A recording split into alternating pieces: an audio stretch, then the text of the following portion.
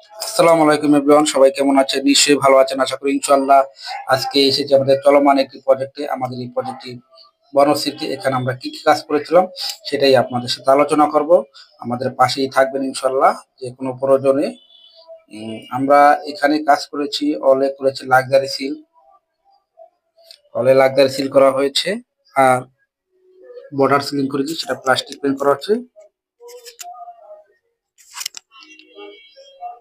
সেটা নিয়ে আপনাদের সাথে আলোচনা করছি।